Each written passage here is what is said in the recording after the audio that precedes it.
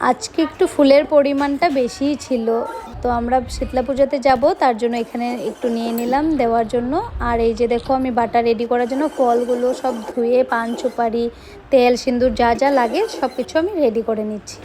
তো দেখো এদিকে সব কিছু রেডি করে রেখে বাসার পূজাটা আগে ফিনিশ করলাম, করে এই যে ইয়েলো কালার নতুন শাড়িটা ছিল এটা পরে আমি রেডি হয়ে গেছি।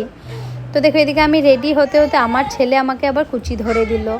তো আমি সব কিছু রেডি করে এই যে দেখো ধূপকাঠি প্রদীপ সব কিছু ফুল নিয়ে বাটা নিয়ে বের হয়ে গেলাম। আর এদিকে ওর পাপা বাইক নিয়ে রেডি, ও আমাদেরকে দিয়ে আসবে।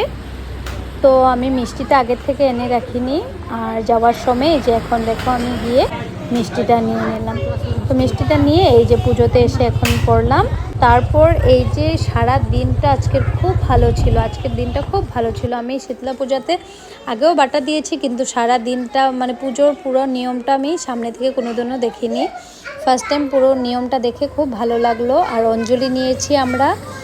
আর এই যে দেখো সবাই যেভাবে বাটাগুলো সাজিয়ে দিয়েছে আমিও সুন্দর করে বাটাগুলো সাজিয়ে দিলাম।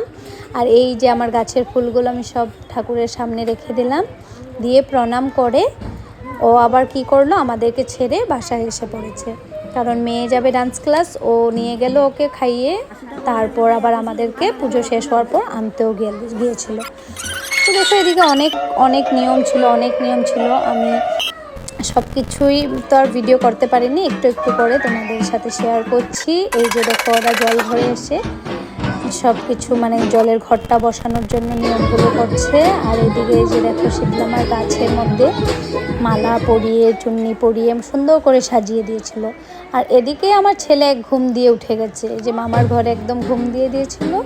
তো দেখো এদিকে আমি ধূপ ধুনা সব কিছু জ্বলিয়ে প্রদীপ জ্বলিয়ে সুন্দর করে সাজিয়ে দিয়েছি। আর তারপর জানো না পুজো শেষ হতে হতে 5:30 6টা বেজে গেছে। এত বড় পুজো, এই পুজোগুলোতে না অনেক টাইম লাগে, কারণ বলি আছে, যজ্ঞ হয়, সব কিছু মিলিয়ে না অনেকটাই টাইম লাগে। তো দেখো সবাই এখানে যত মানুষ আছে সবাই অঞ্জলি নেওয়ার জন্য ওয়েট করছে। আর এদিকে এখন মানে বলিও দেওয়া হয়ে গেছে আর সবাই বসেছিল।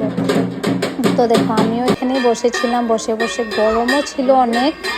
আর এখানে বসে দূরের থেকে পুজোগুলো দেখছি, সব রিচুয়ালসগুলো ভালো লেগেছে দেখে। তো এদিকে যজ্ঞও হচ্ছে, যজ্ঞ হওয়ার পর আমাদেরকে অঞ্জলি দিয়েছিল। তো এই যে সবাই যারা যারা দেখছো না সবাই পুজোতে অঞ্জলি নেওয়ার জন্য, অঞ্জলি নেওয়ার পর আবার শীতলামার গাছের মধ্যে সবাই তেল সিঁদুর দেয়। তো দেখো যজ্ঞতে হওয়ার পরেই আমাদেরকে বেল ফুল সব কিছু দিয়ে, বেলপাতা ফুল সব কিছু দিয়ে দিল। তো দেখো আমরা সবাই অঞ্জলি নিয়ে নিলাম। তো অঞ্জলি নেওয়ার পর এই যে দেখো মাকে কত সুন্দর লাগছে, চুন্নি উন্নি পড়াতে কত ভালো লাগছে। তো দেখো এই যে ঘর শান্তির জল, সবাইকে শান্তির জল আমাদেরকে দিয়েছিল ঘরটা হিলিয়ে।